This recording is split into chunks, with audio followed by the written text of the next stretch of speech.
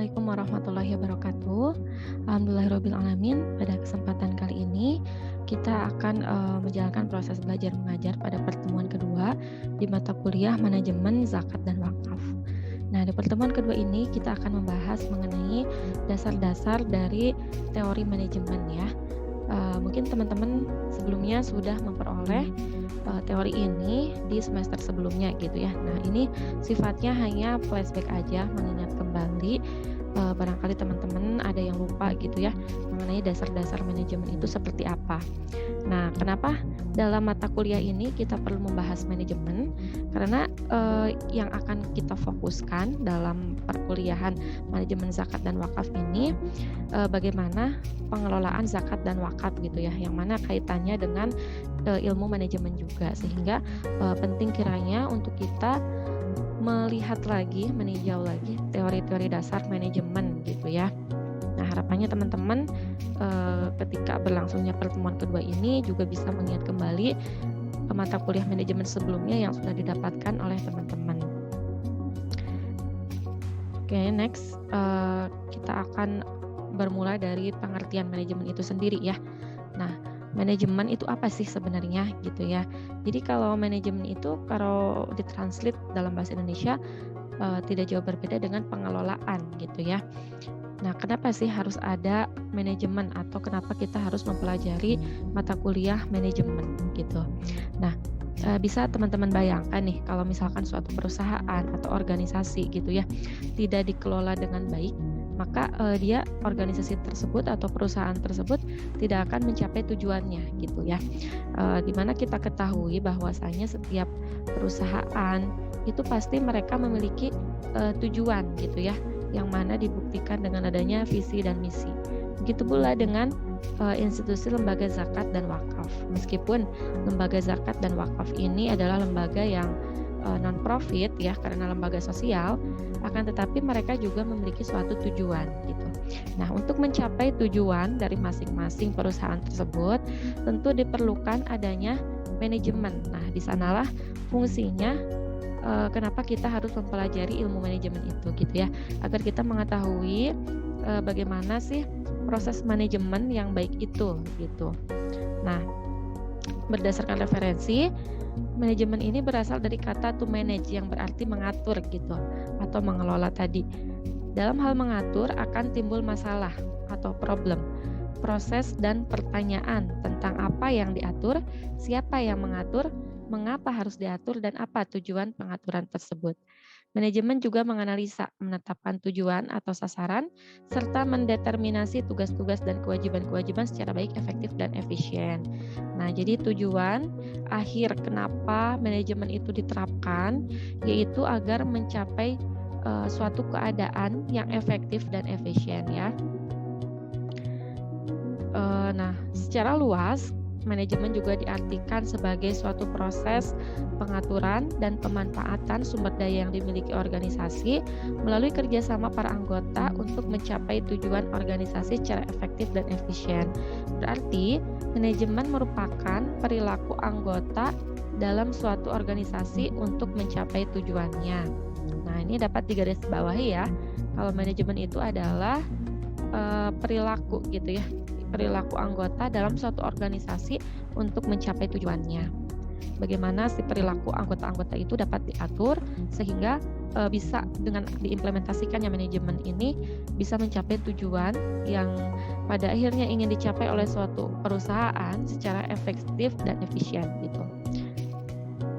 Makanya kalau misalkan manajemen itu tidak diterapkan dalam perusahaan, maka perusahaan tersebut tentunya tidak akan berjalan dengan baik gitu ya, karena pasti banyak ketidakjelasan gitu, dari mulai siapa yang mengaturnya, kemudian bagaimana pengelolaannya dan lain sebagainya gitu, sehingga di sanalah penting sekali penerapan dari manajemen dalam suatu perusahaan atau organisasi.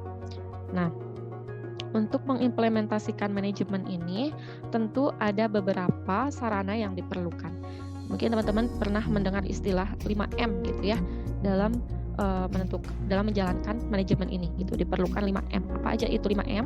Yang pertama adalah man. Man di sini adalah manusia gitu ya, atau sumber daya manusia itu sendiri. Tentunya manusia sebagai orang yang bisa menentukan, merupakan faktor utama sarana paling manajemen. Nah, atau uang gitu.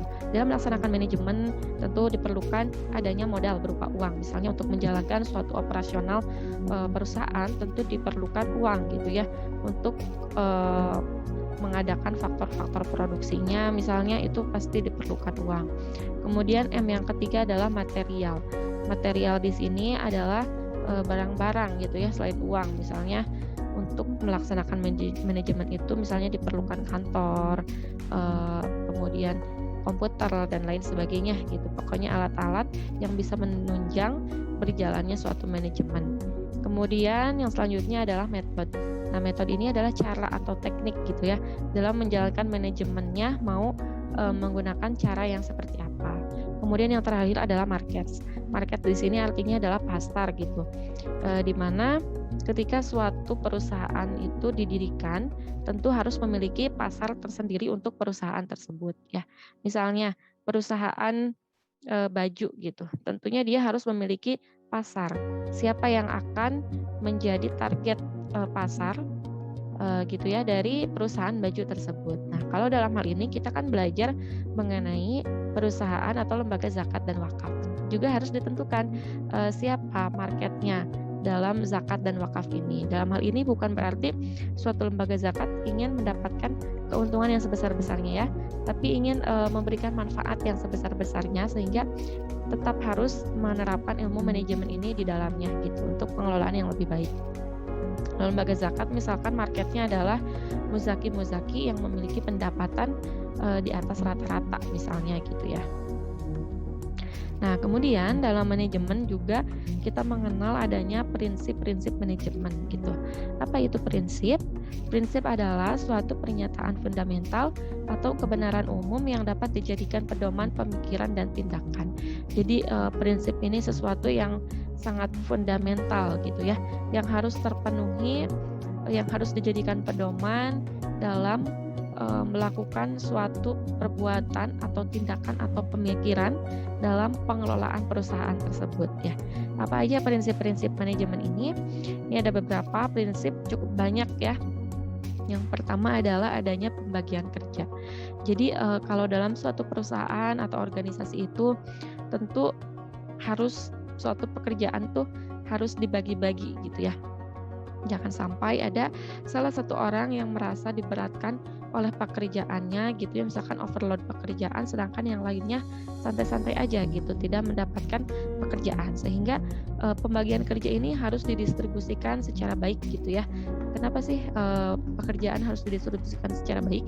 Karena kita ketahui bahwa manusia itu memiliki penuh keterbatasan ya, misalnya keterbatasan waktu, keterbatasan pemikiran dan lain sebagainya gitu. Oleh karenanya suatu pekerjaan harus didistribusikan kepada orang-orang atau karyawan yang ada di dalamnya gitu. Kemudian yang kedua adalah adanya kekuasaan dan tanggung jawab. Jadi misalnya si seseorang itu, si karyawan-karyawan itu diberikan kekuasaan dan tanggung jawab masing-masing sesuai job deskripsinya. Misalnya nih dalam suatu perusahaan kan ada yang bagian marketingnya, dia tanggung jawabnya adalah untuk memasarkan produk gitu kan. Kemudian ada yang bagian humas, hubungan masyarakat gitu, dia yang bertanggung jawab untuk mensosialisasikan gitu ya citra dari perusahaan tersebut dan lain sebagainya gitu ya. Kemudian yang ketiga adalah disiplin. Nah, disiplin ini juga penting yang harus dilakukan oleh pimpinan dan karyawan yang ada di perusahaan tersebut gitu. Dimana disiplin di sini artinya adalah melaksanakan semua job description atau list tugas yang sudah masuk dalam perencanaan awal gitu. Kemudian yang selanjutnya adalah adanya kesatuan pemerintah. Nah, Ini juga penting dalam hal manajemen ini adanya kesatuan perintah. Bisa teman-teman bayangkan gitu ya, kalau misalnya di suatu kantor ada lebih dari satu perintah, maka karyawan akan mengalami kebingungan mau mengikuti perintah yang mana. Oleh karenanya harus ditetapkan leader dalam suatu perusahaan gitu ya, atau leader dalam satu divisi tadi itu leadernya siapa, sehingga ada satu perintah yang bisa membuat karyawan itu kompak mengikuti perintah tersebut. Kemudian selanjutnya adalah kesatuan arah. Ini juga sama halnya dengan kesatuan perintah tadi, tapi kalau ini lebih tepatnya ke tujuan perusahaan. Jadi suatu perusahaan kan pasti memiliki tujuannya gitu ya. Tujuan dari perusahaan tersebut itu apa? Nah, diharapkan semua karyawan atau staf yang ada di perusahaan tersebut memahami arah atau jalan dari perusahaan ini akan kemana ke depannya gitu, sehingga akan tercipta suatu harmonisasi kesatuan arah yang sama gitu untuk sama-sama menempuh tujuan yang sama. Kemudian selanjutnya prinsip manajemen itu adalah mengutamakan kepentingan umum. Nah, suatu perusahaan akan mencapai tujuannya secara lebih efektif dan efisien apabila masing-masing dari karyawannya itu mengutamakan kepentingan umum daripada kepentingan pribadinya gitu. Kemudian adanya remuneration of personnel, ini maksudnya adalah adanya kompensasi atau gaji yang diterima oleh karyawan gitu. Nah, bisa dibayangkan ya kalau misalkan tidak ada gaji dalam suatu perusahaan, pasti karyawan tersebut tidak akan semangat gitu, tidak akan bekerja gitu, karena tidak ada kompensasi atau gaji yang dia mendapatkan dari sebagai imbal balik dari pekerjaannya di perusahaan tersebut gitu. Sama halnya dengan di lembaga zakat dan wakaf juga, di mana karyawan atau amil atau nazir itu juga mereka memperoleh gaji gitu ya, dan memang itu ada aturannya gitu, ada aturannya berapa gaji yang diperoleh oleh amil dan nazir itu. Nah, kemudian adanya pusat wewenang. Pusat wewenang ini jadi kan wewenang itu adalah sebagai bentuk dari hak gitu ya, hak yang dimiliki. Jadi ada pembagian atau pemusatan wewenang di dalam suatu manajemen.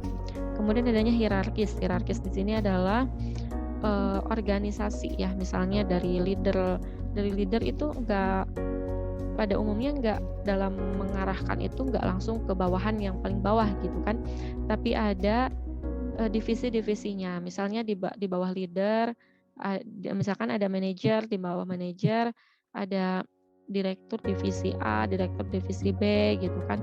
Kemudian barulah sampai ke bawahannya gitu. Jadi kadang kan ada leader, kemudian manajer tengah, kemudian baru ke bawahan. Nah, itu yang dinamakan dengan hierarkis gitu.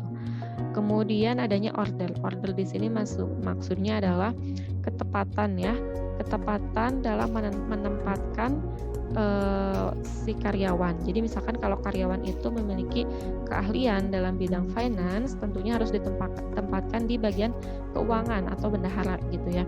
Misalnya kalau karyawan tersebut memiliki keahlian dalam bidang misalnya media, maka ditempatkan di bagian misalnya digital marketing gitu ya. Jadi order di sini adalah kesesuaian antara keahlian karyawan dengan posisi karyawan yang ditempatkan.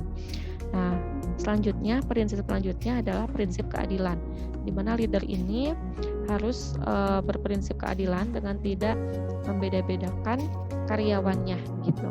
Sehingga dengan begitu karyawannya akan respect gitu, akan hormat kepada leader tersebut. Kemudian selanjutnya adalah prinsip inisiatif. Nah, prinsip ini adalah maksudnya jadi leader itu memberikan keleluasaan kepada karyawan untuk melakukan inisiatif atau perilaku atau memberikan ruang gitu ya kepada karyawan untuk berinovasi atau berinisiatif demi kemajuan perusahaannya. Jadi nggak terlalu otoriter gitu, tapi ke karyawannya diberikan ruang untuk mereka melakukan inisiatif sesuai idenya mereka gitu. Kemudian yang selanjutnya adalah adanya asas kesatuan. Di sini maksudnya adalah sebisa mungkin leader ini bisa mampu menyatukan karyawan gitu ya, membuat karyawan kompak hingga bisa mencapai tujuan perusahaan itu lebih mudah kayak gitu. Kemudian adanya kestabilan jabatan. Maksudnya kestabilan jabatan di sini adalah jangan sampai banyak karyawan yang keluar masuk perusahaan gitu.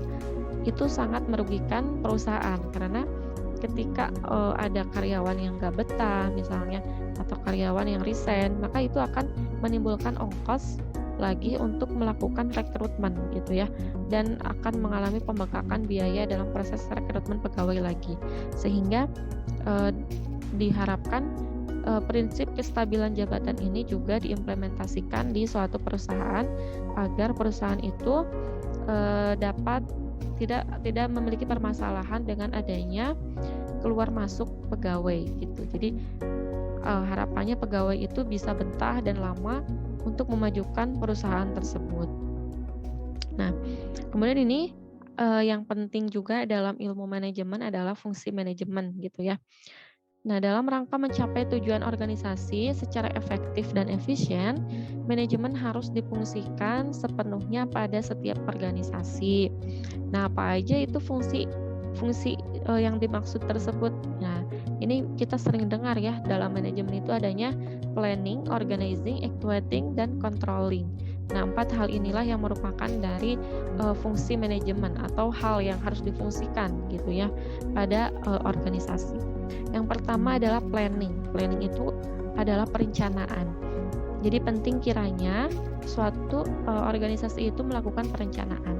Maka selalu ada yang dinamakan rapat awal tahun gitu kan, yang berusaha atau rapat biasanya sih rapat awal tahun gitu yang berusaha merencanakan 1 tahun ke depan itu akan melakukan apa aja gitu kan. Nah, biasanya dalam perencanaan ini si leader itu dan bersama karyawannya mengumpulkan data terlebih dahulu untuk kemudian dianalisis faktanya gitu ya. Dari data tersebut dianalisis faktanya, dan setelah itu barulah disusun rencana konkret yang akan dilakukan selama 1 tahun ke depan itu seperti apa begitu. Kemudian yang kedua adanya organizing. Organizing di sini lebih ke pengelolaan sumber daya yang ada di dalam perusahaan ya. Dari mulai organizing ini harus mampu menjelaskan siapa yang akan melakukan apa. Maksudnya penempatan karyawan, dia akan ditempatkan di posisi atau di divisi yang mana. Kemudian yang kedua adalah menjelaskan siapa memimpin siapa. Maksudnya ketika si karyawan tersebut sudah ditempatkan di divisinya, maka harus ditentukan juga siapa pemimpin di divisi tersebut. Kemudian yang ketiga adalah menjelaskan saluran-saluran komunikasi. Jadi komunikasinya mau yang seperti apa gitu. Apakah bawahan langsung ke atasan atau bawahan perlu dulu ke manajer tengah kemudian baru ke atasan seperti itu. Dan kemudian yang terakhir dalam organizing itu perlu juga untuk memusatkan sumber-sumber data terhadap sasaran-sasaran. Jadi membagi-bagikan informasi atau data ke sasaran yang ada di dalam organisasi tersebut. Nah, kemudian yang ketiga adalah actuating atau actuating di sini mengimplementasikan gitu ya, menerapkan apa yang sudah direncanakan dalam planning dan juga apa yang sudah di-organizing gitu sebelumnya. Nah, itu proses yang ketiga baru ada pada tahap pelaksanaan atau actuating. Kemudian yang terakhir adalah controlling. Controlling di sini sama halnya dengan evaluasi gitu atau pengawasan. Yaitu biasanya dalam controlling ini meliputi pengukuran perbuatan. Nah, jadi biasanya satu karyawan itu ada yang namanya Key Performance Index ya atau KPI gitu. Bagaimana mengukur keberhasilan karyawan tersebut dalam menjalankan job-jobnya selama 1 tahun misalnya. Kemudian yang kedua adalah membandingkan perbuatan dengan standar yang ditetapkan dan menetapkan perbedaannya jika ada. Nah, di-compare gitu ya, apa yang sudah dia lakukan dengan standar yang ada itu apakah sudah sesuai atau masih ada kekurangan gitu. Nah, kemudian yang ketiga, ketika ada kekurangan, yang ketiga itu memperbaiki penyimpangan dengan tindakan pembetulan. Jadi diidentifikasi kira-kira kekurangannya apa, dan kemudian kira-kira untuk kedepannya harus seperti apa agar meminimalisir kekurangan tersebut gitu ya. Nah, mungkin untuk dasar-dasar manajemen ini sampai sini aja karena sifatnya hanya mengulas gitu ya apa yang sudah teman-teman pelajari. Jadi tadi kita udah belajar dari mulai pengertian manajemen itu apa, kemudian sarana manajemen, ada prinsip-prinsip manajemen, dan terakhir adalah adanya fungsi manajemen. Nah, setelah pertemuan ini, pertemuan selanjutnya kita akan lebih membahas mendetail gitu ya manajemen dalam organisasi lembaga zakat. Bagaimana planningnya dalam lembaga zakat dan bagaimana organizingnya dalam lembaga zakat kita akan pelajari di pertemuan selanjutnya gitu ya, atau di pertemuan ketiga. Baik, saya rasa cukup untuk pertemuan kedua ini. Saya ucapkan terima kasih kepada teman-teman yang sudah menyimak. Mohon maaf apabila ada kesalahan. Wassalamualaikum warahmatullahi wabarakatuh.